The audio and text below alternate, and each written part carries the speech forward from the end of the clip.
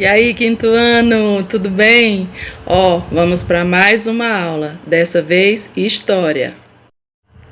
Mas antes diz aí, você já deve ter ouvido expressões tipo assim, se não me falha a memória, ou meu pai, ele me contava tantas histórias, ele tinha uma excelente memória. Ou ainda, tudo que aconteceu eu vou guardar para sempre na minha memória, né? Mas, afinal, o que é memória? Nós vimos no capítulo anterior de História, né, que memória é tudo aquilo que a gente pode guardar no cérebro, né? As histórias, os acontecimentos, as vivências, né, o conhecimento. Então, tudo aquilo que a gente pode guardar, né, no cérebro é chamado de memória.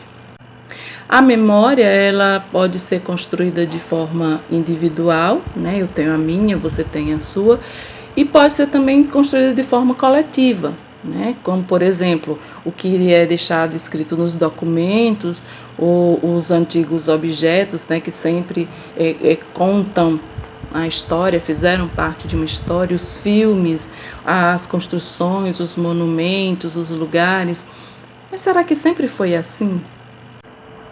Nós já vimos anteriormente também que muitos povos passaram, né, para os mais jovens a sua história, os seus costumes, o seu modo de viver de forma oral, contando a história, né? Mas bem antes disso, na pré-história, o homem ele já usava pinturas nas rochas para contar a sua história. Essas pinturas retratavam o quê? Elas retratavam as cenas de caça, né, seus rituais, ou seja, seu modo de viver. Mas entre, né, esse modo de retratar a história nas pinturas das rochas ou de forma oral, houve também a escrita. E como surgiu a escrita? Né? Quem criou? É isso que a gente vai ver nessa aula. Então, vamos lá.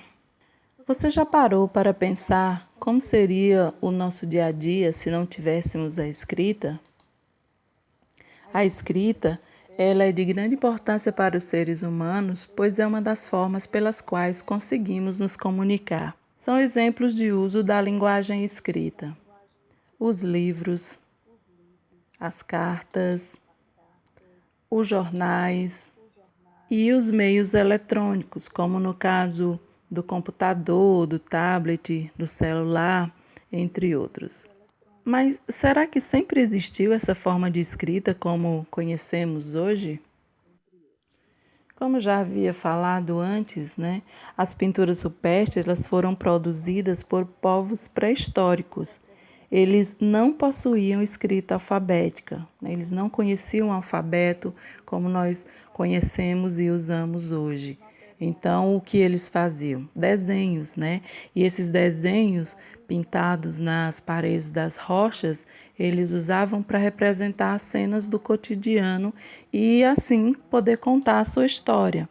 Então, essas representações elas foram encontradas em boa parte do mundo por pesquisadores da área que as estudam para tentar compreendê-las. Os materiais usados, né, na elaboração dessas pinturas variam de uma região para outra. Então, eles usavam sangue de animal, pigmentos extraídos de plantas e carvão. Esses só são alguns exemplos, né, os mais comuns. Então, como eu havia falado antes, entre essa tradição, esse hábito de pintar nas rochas para contar a história e até a tradição oral do contar, os mais velhos contando para os mais jovens, né, suas histórias e seus costumes, nós tivemos a invenção da escrita. A escrita cuneiforme ela foi desenvolvida pelos sumérios, um dos muitos povos que habitaram a antiga região da Mesopotâmia, né, onde se localiza atualmente o Iraque. Mas por que será que essa escrita tem esse nome? Cuneiforme quer dizer em forma de cunha, em razão do formato de objetos pontiagudos de ferro, cobre ou pedra, com que os sumérios escreviam em placas de argila de diversos tamanhos, Quando queriam tornar seus registros permanentes, depois de escrever, eles aqueciam as placas de argila, deixando-as sólidas. Então, aqui nós temos uma placa, um exemplo de uma placa de argila, né, com vários símbolos aqui cunhados, né, como se diz, marcados aqui, impressos aqui na argila que é barro, né, no barro fresco, eles faziam essas marcas, depois eles aqueciam para que essa argila se tornasse mais resistente. Aqui tem o objeto, né, que fazia essas marcas. Então, por isso ela tem esse nome cuneiforme, né, que é em forma de cunha. Olha só, quando ele colocava na argila úmida, né, molhada, fresca, ela fazia essa marca. Então, com esses vários símbolos que eles criaram, eles conseguiam passar informações, né? Deixaram registradas aqui informações sobre diversas coisas, né? Sobre assuntos variados.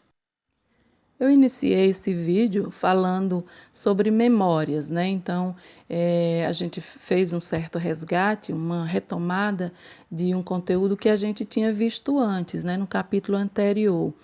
E eu falei sobre memória, que é tudo aquilo que a gente consegue guardar no cérebro.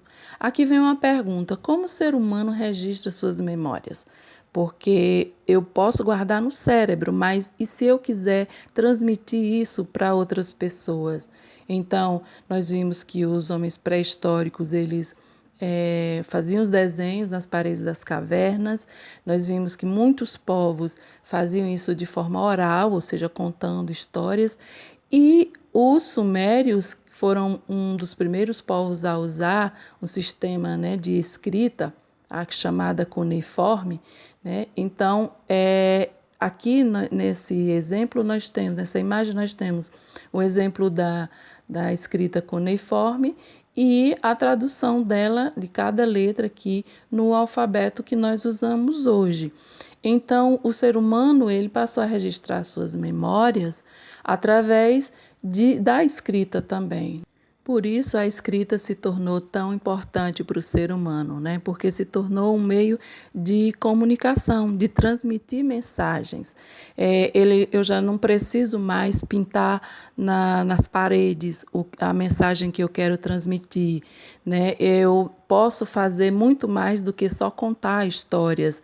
Então, a partir do momento em que eu escrevo, usando esse alfabeto, né, que é o nosso meio de escrita atual, a nossa forma de escrita atualmente, então, através desses símbolos, eu posso transmitir as informações que eu quero passar. Então, aqui eu tenho sistemas de escrita, né, que é o sistema silábico, que usa sílabas, né, para formar as palavras, e essas palavras vão formar a frase e, consequentemente, as mensagens que eu quero transmitir. Tem o sistema ideográfico, que é formado por desenhos, né, por símbolos, formado por elementos gráficos que representam uma ideia ou conceito. Então, diferente desse em que eu vou formar sílabas, palavras, frases e depois um texto, esse em apenas um único símbolo, né, ele já traduz toda uma ideia, né? Às vezes um símbolo só já conta uma história. E, por fim, o misto, que mistura as duas coisas, tanto o silábico, o sistema silábico, como o sistema ideográfico. Então, aqui eu tenho sílabas que formam palavras, né, o sistema silábico, e tenho também os desenhos que passam uma ideia. Então, são três tipos de sistemas de escrita. O silábico, que é o que nós usamos aqui no Brasil.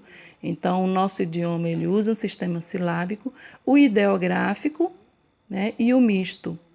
Apesar de que também, em alguns casos, nós podemos usar o sistema ideográfico, por exemplo, nos sinais de trânsito. As placas são símbolos, né? É um único símbolo que vai traduzir uma ideia, né? Por exemplo, vire à direita, né? Vire à esquerda. Então, são apenas símbolos, mas esses símbolos já transmitem uma ideia. Então, é um sistema de escrita? Sim, um sistema de escrita ideográfico. Bom, e como nós estamos falando de memória, né, isso nos remete às fontes históricas. O que são fontes históricas? São vestígios deixados pelas pessoas que viveram no passado. Então, sejam as pinturas rupestres, sejam as placas de argila, né, seja documentos escritos que foram perdidos ou guardados em algum lugar e depois descobertos pelas pessoas anos ou séculos depois, tudo isso são fontes históricas. Então, aqui nós temos fotografias, né, que são fontes históricas, porque elas vão representar momentos, situações, né, da vida de uma pessoa ou de uma sociedade. Nós temos estátuas, né, que também são símbolos da história, né, que também representam a história ou situações ou momentos. Temos quadros, né? Aqui a gente tem até um quadro da Tarsila, que a gente tem usado bastante imagens da Tarsila. Então, esse quadro ele também é considerado uma fonte histórica, ele também conta uma história.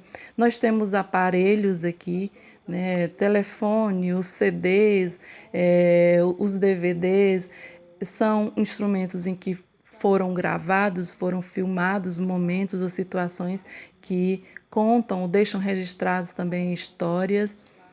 E aqui é uma imagem que mostra bem um personagem muito importante nessa questão da descoberta das fontes históricas, que é o arqueólogo.